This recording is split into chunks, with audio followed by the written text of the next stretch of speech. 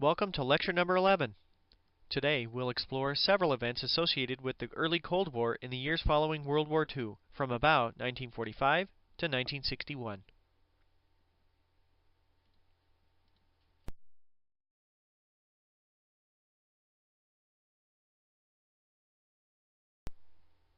There are three primary areas to be investigated in this lecture. First, we'll explore a series of policies adopted by the United States in the early years of the Cold War. Secondly, the lecture will trace the evolution of anti-communism in the United States, which involved the rise of Joseph McCarthy in the 1950s. Finally, the domestic policies adopted during the administrations of both Harry Truman and Dwight Eisenhower will be studied.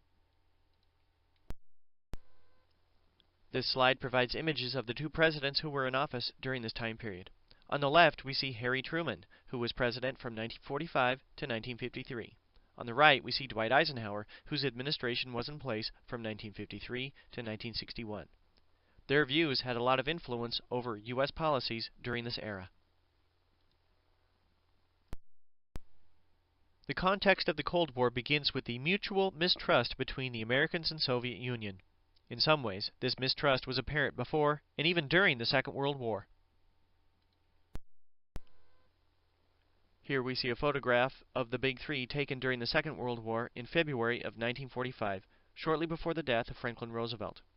Unfortunately, the alliance which had united these nations began to crumble after the war. The time period associated with the Cold War is from 1947 to 1989, and it primarily involved the United States and its allies versus the Soviet Union and its allies. The reason why it's called a Cold War is that for the most part it was a war of words, a war of ideologies, rather than guns. However, at times it did become hot, so to speak. Essentially, the alliance between the Americans and the Soviets was only a temporary one.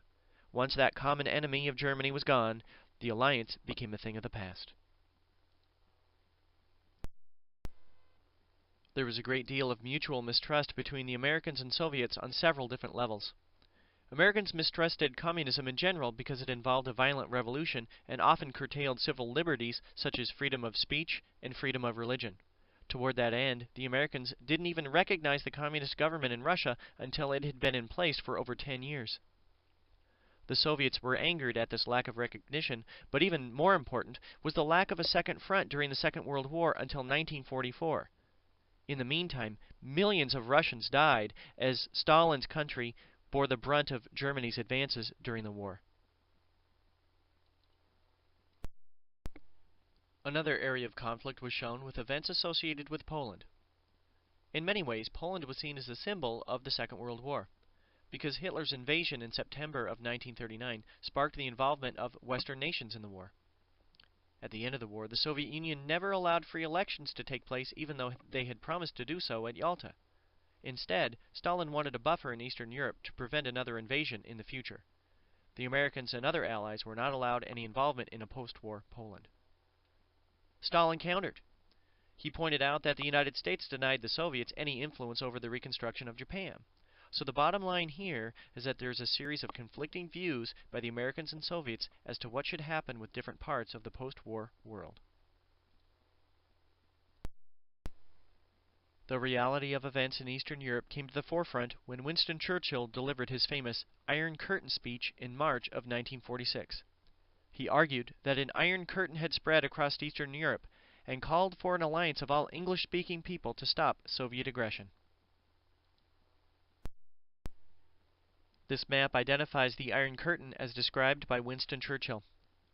From Poland and East Germany in the north to Bulgaria in the south, we see a sphere of influence designed to provide a buffer to protect the Soviet Union from invasion. During the Cold War, American policies were underwritten by a philosophy developed in the years shortly following World War II. The philosophy I'd like to discuss would be containment. This was developed by a member of the State Department who was an expert in Russian history. His name was George F. Kennan. He argued a variety of things. First of all, he declared that the United States could do nothing about removing the Soviets from areas already under their control. Once again, here's that map of Cold War Europe. The area which is circled on the map identifies the regions controlled by the Soviet Union. There was nothing the U.S. could do to remove Russian forces from these regions. While there was nothing the Americans could do about areas the Soviets already controlled, history told Kennan that the Soviets were expansionistic by nature, so his second point was that the Americans had to contain any and all future expansion by the Soviet Union. His third point was how this would be done. First, he called for negotiations, then maybe economic sanctions. Force was only to be used as a last resort. This was important because containment became the foundation of American foreign policy throughout the entire Cold War. Once the philosophy of containment was adopted in 1947, the United States began to implement different Cold War policies. I'd like to talk about two next. The philosophy of containment was first seen with the Truman Doctrine. I'd like to begin with some background. Following World War II, the economies of several European nations floundered, and some turned to communism as a possible alternative. This was particularly true in Greece and Turkey, as they were fighting against communist-supported insurgents in their countries. The fear was that if Greece and Turkey fell, it would open the door to the expansion of communism into Western Europe and the Middle East. Truman decided to act quickly, and he asked for support when he addressed a joint session of Congress in March of 1947. The new policy was accepted by Congress, and it came to be known as the Truman Doctrine. First of all, the United States promised $400 million in military aid to both Greece and Turkey. Secondly, it pledged American support for free people fighting against oppression and subjugation everywhere. This was important because it essentially dictated that American forces would become a global police force in the fight against communism. Greece and Turkey were covered by the Truman Doctrine. However, the economies of several other European nations continued to struggle by 1948. Overall, the Americans wanted to provide humanitarian aid to people who really were suffering. They also wanted to fight communism. Economic aid to Europe was seen as an additional weapon to fight against the spread of communism. The Marshall Plan was named for the U.S. Secretary of State George Catlett Marshall, and was announced by Marshall in 1948. The United States gave, this wasn't a loan, it gave $17 billion in aid to Western European nations. Several countries participated in the program. The impact of the Marshall Plan was overwhelming and an incredible success. First of all, it resulted in the economic recovery of all of Western Europe. As their economies prospered, support for communism as a radical alternative waned, so this was successful in helping to stop the spread of communism. And, not by accident, it also helped the American economy as U.S. businesses traded goods with a prosperous Europe. A crisis involving Germany and the city of Berlin raised tensions between the Americans and Soviets. Following the Second World War, Germany was occupied by the Americans, British, French, and the Soviets. The city of Berlin was also divided, however, it was located in the Soviet zone. Once again, here we have that Cold War map of Europe. Located within the circle would be the country of Germany. The arrow is pointing to the city of Berlin, located in the eastern half of the country, and that was occupied by Soviet troops because that was in the Soviet zone. Here is a close-up of the city of Berlin. Most of the citizens within Berlin supported the Western democracies as opposed to the Soviet Union. Well, in response to the policies adopted by the United States in the late 1940s, in June of 1948, Stalin established a blockade of the city of Berlin. All rail lines and highways to and from the city were closed down. This effectively isolated these people from the rest of Germany. Questions were raised. Would the United States act to help? If so, what would be done? Would this confrontation lead to another full-fledged war with the Soviets? The United States responded, not with force, but with what came to be known as the Berlin Airlift. For almost 1 year, American planes brought food and other items to people living in the city of Berlin. One U.S. plane landed an average of every 3 minutes for several months. tensions eased as the blockade ended in 1949 without an all-out war in Europe. The Cold War not only involved nations in Europe, but in Asia as well. Throughout the 20th century, the United States became more interested in events taking place in Asia. Maybe this is best seen with the U.S. occupation of Japan following World War II. This ended in 1952, however, the U.S. did retain some bases in Japan. In China, a civil war divided the nation in the years after World War II. The United States supported the nationalist government, led by Chiang Kai-shek. However, he was fighting against communist forces led by Mao Zedong. In 1949, Mao's forces were victorious, and China fell to communism, prompting some to argue that the Truman administration had allowed this to happen and the United States had somehow lost China. Events in Korea would prove to be a little different, because here the Cold War became hot. The Americans had provided economic aid to fight communism in China, not American forces. The same would not be true for Korea. Following the Second World War, Korea was divided. The Soviet Union supported the northern regions of Korea. The Americans supported the south. This map identifies the division of Korea after World War II at the 38th parallel, which is circled. In 1950, Soviet-supported North Korea invaded the south. North Korean forces were initially very successful, as you can see by the arrow pointing to the farthest advance by North Korean forces. President Truman saw this as an attempt to expand communism into a new area, so he applied the Containment Doctrine to prohibit any future expansion. The United States did not declare war, but acted through the United Nations to pass a resolution calling for force to remove those North Korean forces from the south. The Americans provided the bulk of the troops, and by 1950 the United Nations had undertaken a successful counterattack. Those forces were led by American General Douglas MacArthur. The United Nations forces continued to be successful and pushed the North Koreans closer to the Chinese border. Then the Chinese government began to issue warnings that they might become involved. By November of 1950, they did become involved and were quite successful. Within a short period of time, they had pushed those United Nations troops south of the original border at the 38th parallel.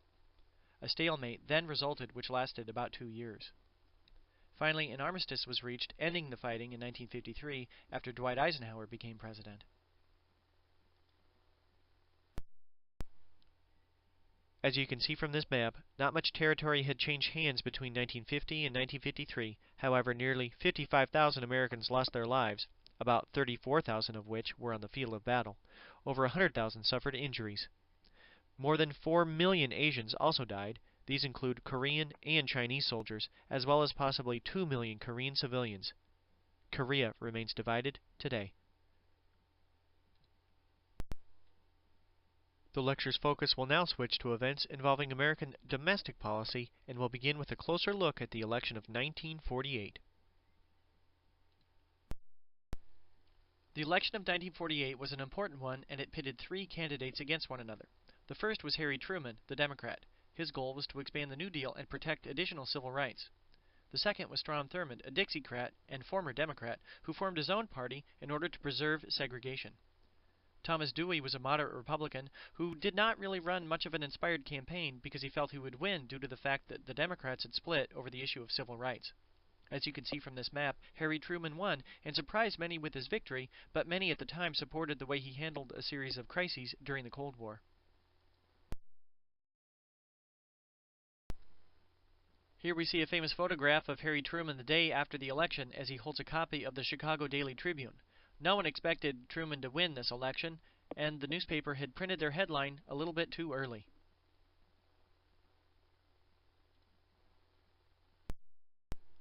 Once he had secured his re-election, Harry Truman announced the Fair Deal. This was his goal to expand on the New Deal. First of all, it called for an increase in the minimum wage, and he also wanted to extend Social Security payments to cover additional workers. Next, he wanted to provide federal aid to public education. Third, he supported expanding civil rights legislation to end discrimination in public places. Fourth, and maybe this is the biggest plan, he supported a national health care plan to help people pay for their medical costs. Only the minimum wage increases and the Social Security extension were passed by Congress, but it showed that the New Deal was here to stay. Next, we'll see how events involving the Cold War impacted domestic politics in the United States. Events abroad in the Cold War influenced anti-communist fears and policies in the United States. HUAC, which stood for the House on Un-American Activities Committee, was a congressional committee investigating the influence of communism in the United States. In the late 1940s and early 1950s, investigative boards forced nearly 3,000 government workers to resign, and 300 were fired. This movie poster on the left shows how Hollywood produced some anti-communist films. It was within this context of the anti-communist hysteria that a demagogue rose in prominence. His name was Joseph McCarthy, and he was a Republican senator from the state of Wisconsin. He was looking for re-election without much of a distinguished record, and so he jumped on the anti-communist bandwagon. Beginning with a speech delivered in Wheeling, West Virginia in 1950, he claimed to have the names of several card-carrying members of the Communist Party who worked for the State Department. The number of communists kept changing, but the accusations continued. He used aggressive tactics and unsubstantiated charges. At one point, he pitted a father against his own son. Initially, he was very popular. Many Republicans didn't agree with his tactics, but they saw him as an effective tool to attack the Democrats. He was condemned by the Senate in 1954 after he accused the Army of harboring communists. The American people watched the hearings on TV. His censure in 1954 was only the third time the Senate had taken such action. He died 3 years later in 1957. Not, however, until he had ruined the lives of numerous individuals. For more information concerning the tactics and impact of Joseph McCarthy's actions, as well as a profile of the Wisconsin senator, you may click on the hyperlink below. A new president entered the White House in 1952, and his policies had a major impact on the country for the next 8 years. Dwight Eisenhower was president from 1953 to 1961, and he enjoyed tremendous popularity. Everyone knew him in 1953 because he was the general who had overseen the famous D-Day invasion in World War II. His vice president was a lot younger. His name was Richard Nixon. He was a former member of the House on Un-American Activities Committee and had a strong reputation as being anti-communist. They're shown here together at the Republican Convention in 1952. As he was running for election, Eisenhower called for a smaller government, and many thought that he might try to dismantle the New Deal because he was the first Republican to hold the presidency for 20 years. His popular image was that of kind of a smiling grandfather, one who got along with just about everyone. However, he worked tirelessly behind the scenes to promote his own views, and he placed his stamp on the actions of the federal government. Eisenhower labeled his domestic set of ideas as dynamic conservatism, and they had a variety of goals. First of all, it called for a reduction in the size of the government. After 20 years of democratic policies, Eisenhower wanted to reduce the size of government. Next, he supported balanced budgets. He also supported cutting taxes and spending on government programs. Let's see how he did. On the left, we see the goals of dynamic conservatism. On the right, we see reality. First of all, government actually grew as Social Security retirement payments increased, as well as unemployment benefits and the national minimum wage. Budgets were balanced for some years of his presidency, but not for all. Income taxes and spending were each initially cut by 10%, but following recessions, spending actually increased. Finally, Eisenhower led support for the Highway Act, which was a huge public works program. The Highway Act was passed by Congress in 1956 with the strong support of President Eisenhower. It was the government's response to improve the transportation network. First of all, it established the modern highway system and led to the construction of over 40,000 miles of highways in the United States. Its goals were twofold. First of all, it improved the transportation system, but it was also designed with the Cold War in mind to improve the defense of the nation. It was largely funded by a gasoline tax and became the most expensive public works program in American history. This lecture has addressed a wide range of subjects. Now we can review some of its highlights. First, when we look at American foreign policy of this era, it's characterized by the Cold War. Containment became the foundation of American foreign policy during the Cold War, and its adoption eventually led to both the Truman Doctrine and Marshall Plan. In the early 1950s, we see the Cold War becoming an actual fighting war, not in Europe, but in Korea. When we explore the domestic policies of this era, we see the national government grew under both Presidents Truman and Eisenhower. Finally, while some Americans called for the elimination of some social programs which had been put into place in the 1930s, the New Deal was simply too popular among the American people to dismantle. Well, today I talked about the early Cold War, 1945 to 61. I hope you learned something new and you found this interesting. The next few slides will have links to additional information as well as sources used for this lecture. Take care.